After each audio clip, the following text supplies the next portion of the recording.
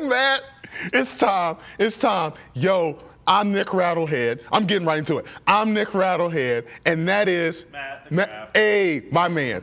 This is Aftershock Reviews, and I'm pumped. Why am I so pumped, you might ask? Anybody who's watched any review of mine has seen this hat all of the time. They see these shirts all of the time. So what album am I talking about today? Ooh, boy.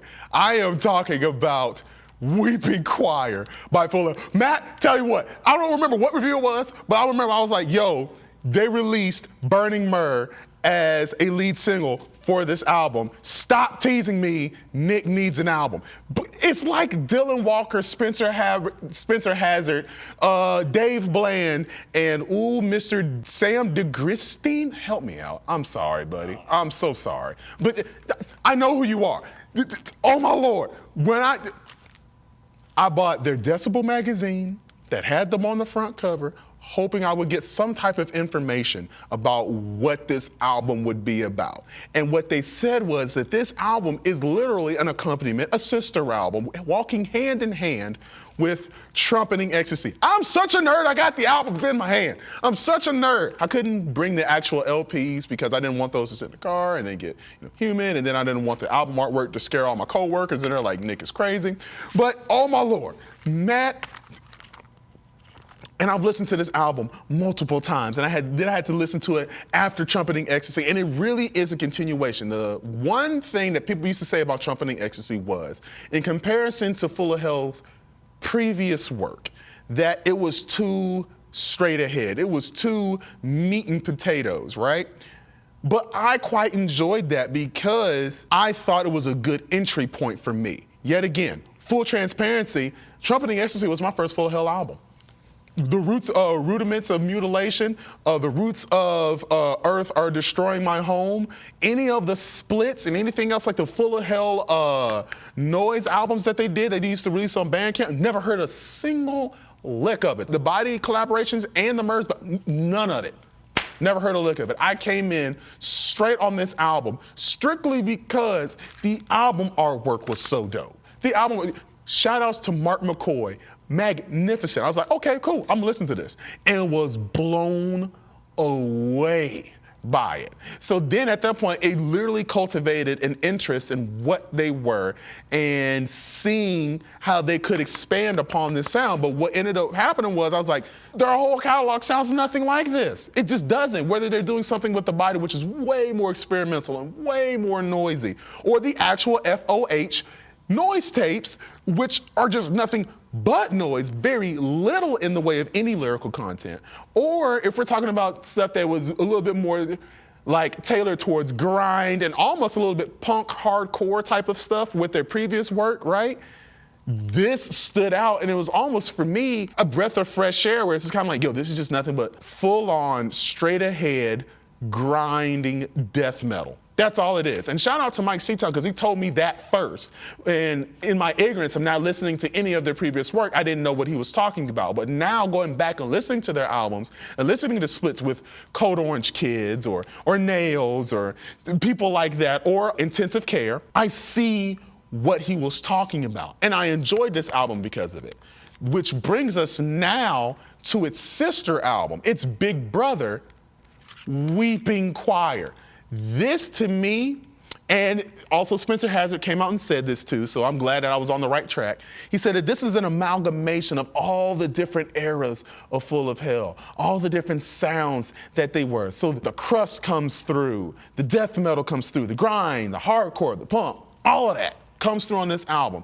And going straight into it, Burning Myrrh to me is, out of listening to all Full of Hell albums, all the other different splits, this is the best way I've ever heard them come into an album by far and away. Because literally, you get like 1 second of silence and then it goes like, bah! blast beats, let's go, full speed ahead, no time to think, right? And Dylan Walker is screaming as then the blast beats become very rhythmic, right? And him and Sam are calling and answering between each other. And the great thing about this track, and there's the other tracks will also show, is that they move seamlessly between passage and passage and passage of a song that might be only 1 minute and 5 seconds. That's it. So how they're able to introduce so many different musical ideas within a short span of time is mind-boggling to me. But it's also how well they're able to do it and how quickly they're able to do it. It also makes for a very bludgeoning experience. Hence what Burning Myrrh was, until it slows down into this almost funeral march where you hear Dylan and Sam go like, "Way, bangos." You're like, what in the Sam is this? But it's so good. And then Haunted Arches, right? And before we even move back to Haunting Arches, back to Burning Myrrh really quickly, because one thing I love about that song is that it almost seems like it's an oracle. It's a warning of things to come, because it does make mentions to following tracks like Silmaril, right? I hope I'm saying that right.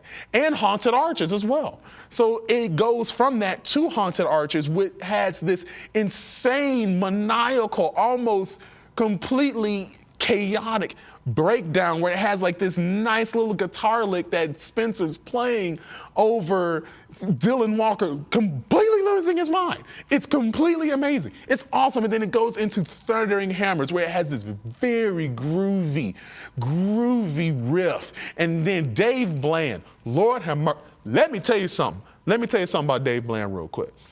And I'm not just saying this isn't a hot take. I have listened to Trumpeting Ecstasy and all the rest of these, like I said before in the intro to this video. He is probably my favorite drummer when it comes to extreme music, period. Because his style of drumming is unique to him. I can listen to something that he's doing and I'll be like, there's nobody that can emulate that. There's nobody that can copy that. And that shows through in Thundering Hammers with the way that he attacks the percussion. And then you'll hear, I don't know if it's Dylan and Sam singing it or if it's Dylan's vocals that are layered, but he'll be like, "Thundering Hammers, Christ lovers." You'll be like, what is this? But it is so groovy, and it is so cool, and they move from that groove into a complete and total blast beat bonanza, and it is completely amazing, and then it goes back to the groove again, right, as it fades back out, and it goes into Rainbow Coil. Rainbow Coil is over 3 minutes long of nothing but a harsh noise soundscape. That's all it is. And the only lyric, the sole lyric that's said only once is, "Your head is a radio for speaking to God." That's the only thing. And then on top of that, as Dylan says that far in the background of that track, his vocals almost drop off as it's contorted by that same radio, as if it's being tuned to something else profane and inhumane. Bars, by the way. Oh, you can't stop him.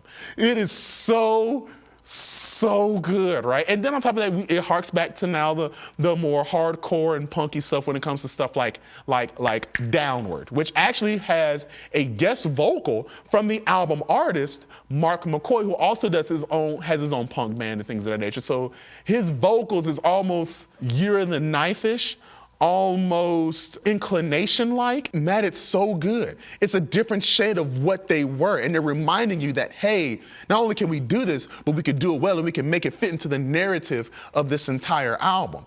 Which brings me to the high point. Everything in this album, to me, leads to this one track, Armory of Obsidian Glass. Matt,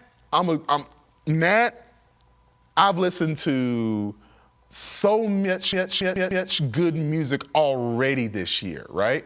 I've listened to death metal, punk, hardcore. He's laughing at me. What's up? What is it? It's the way you said much. Armory of Obsidian Glass. Everything that I have mentioned prior to this track feels like it's a lead up to this. So like I said before, Matt, I love visual imagery that a song can provide, right, as you're listening to it.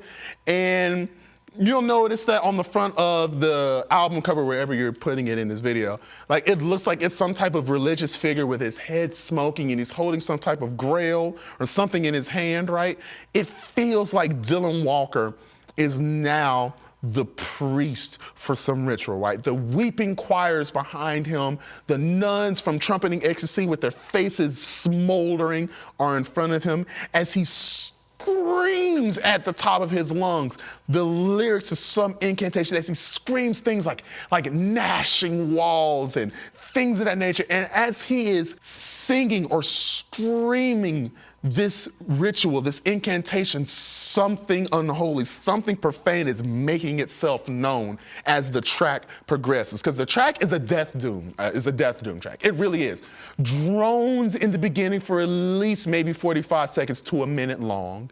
And then this crunchy guitar riff comes in. And without warning, without any other indication of what's about to happen to you, Dylan comes in screaming at the top of his lungs, and it is amazing. And in the background, you start to hear the choir wailing and moaning. And this effect is provided by Kristen Hayter of Lingua Ignota. My Lord, it sounds so good. And she's in the background, so she's not overbearing or anything else like that. I'm telling you, the way that because when you hear they're about to feature another artist onto a song, you're like, oh gosh, here they're about to do, and they're about to make this artist the central point for the track. They might even tailor the track towards that artist to where it feels like a Lingua Ignota song featuring Full of Hell. No, the way that they do it is so brilliant. She is in the background. She creates the atmosphere of the wailing choir in the background, or maybe it's the nuns with their faces on fire, with their hands clasped in a prayer position, as what is transpiring in front of them is arising and making itself known. And Matt, I kid you not, it drones and it plods and it drags its prehistoric knuckles for at least a minute or 2 minutes long. And then all of a sudden, it stops. And then now you get almost post-rocky, post-metal type of guitars drenched in reverb, right? As all you hear is Kristen Hayter in the background moaning in agony and despair. And then you start to hear the kick drum, Dave Blade's kick drum, pick the pace up, and then it just smacks. I don't want to say it's death heaven-y, because it's not. You can kind of draw a comparison to that, but I don't know if that would be completely accurate. But it is way more melodic, way more atmospheric, way more ambient than I'm used to Full of Hell sounding, which for me is great, because now at first there's anger and malice and this foreboding sense of evil in the beginning of the song, and then now there's a sense of euphoria, right? In the latter half of this track, like, this is what we've brought forth. This is the culmination of everything that we were trying to do. And now whatever spirit this is, whatever entity this is, it is here. It has arrived. And Matt, it's magnificent. Good night, is it good? And then it goes straight into Silmaril as it starts to fade away. And then Kristen Hayter's vocals kind of like bouncing off of the walls of Army of Obsidian Glass. And then it doesn't even get a chance to be fully quiet as Kristen is still wailing, and then Silmaril happens, which is nothing but a straightforward, balls to the wall, grind death track, right? And it's yet again, it does a good job of what Trumpeting Ecstasy does, where it's kind of like you feel it shifting, you feel it moving, you feel it wallowing and crawling as it goes from riff to riff, drum fill to drum fill. It's amazing. And we get to the industrial track. There's an industrial track on here called Angels Gather Here. Matt, look here, because I'm a Nine Inch Nails fan. Cool, with teeth.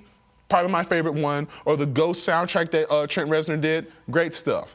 But this is how you do an industrial track. And it's a call and answer thing, as it's drenched in static. And then at some point, it just completely falls apart like a warped, out of commission transformer, and then you get like this insane drum passage, which is amazing, by the way, and it's filled with freaking static, and it's filled with fuzz.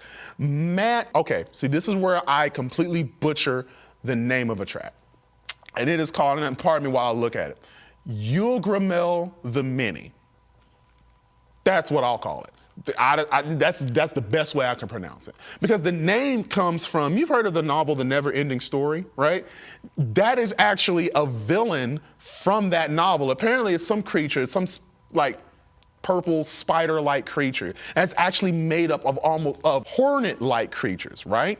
So it's like many creatures making one ginormous thing, right? Now, how that plays into the narrative of this album, I don't know, but dag nabbit, is it good? And then it has the most frantic, chaotic, maniacal saxophone passage in this track. I was like, is that a saxophone? Like, I know we're doing this in metal. That's cool and all. Not River and Nile did it, yeah, but like, here you start to listen closely because the great thing they do about it is, yeah, it's a saxophone, but it doesn't feel like it's shoehorned in there just for the sake of being different.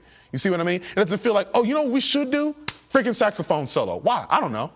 No, it feels like this was a measured, well thought out approach to help move the track along. Like, it belongs there and it is good for it. The track is just better off for it. Cellar of Doors closes the album, Matt, and I kid you not, like, once the album finally fades away into the darkness, because me, I'm one of those guys where I like to listen to an album on repeat, so as soon as the last track will end, the first track will start. And it seems like it's cylindrical. I'm not saying it is, maybe this is Nic just reaching, but dag nabbit, when Cellar of Doors ends, and Burning Myrrh starts, it feels like it's just starting all over again. Like, it's supposed to be like this. Kind of like, have you listened to Marilyn Manson's Antichrist Superstar? Okay, well, that album is cylindrical, right? So after, track 99, it goes right back into Irresponsible Hate Anthem, right? Same thing here. Maybe it's unintentional. Again, maybe I'm reaching, but it feels like it's supposed to be listened to on repeat. Matt, good night. This album is good. The way that Dylan and Sam attack the vocals, the way that Spencer attacks the riffage throughout this album, the drums, Sam's bass, the noise, the different ideas, in the great way, it feels like a best of album, but completely fresh and completely new. It is amazing, amazing, amazing, amazing, amazing, amazing. The way that they handle all of the different guest vocals, which I know I'm missing some, but it's masterful. It feels like a complete work. It feels like this is what all 10 years plus of Full of Hell was leading up to, this moment right here, right? And then now they're ushering us into the next phase of what they're about to do. Masterful, dag nabbit masterful. If you love grind, if you love death metal, if you love noise and power violence, you are sleeping on something special if you have not listened to Weeping Choir by Full of Hell. This is out now on Relapse Records. I strongly suggest that you listen to it. I am Nic Rattlehead. I'm full of Nic. Woo! Full of rap. That doesn't work. Full of rap. No. Whatever you want, man. Okay. See, he's giving me a look, and so I know it's corny. That's all right. But I'm Nic Rattlehead, and my man's I love this guy. Y'all don't even know how much I love this guy. My man's with the master plan, 100 grand. What is he? What's his name? What's his? Matt the Graff. Matt the Graff. We are Aftershock Reviews. We'll holler at y'all shortly. Peace.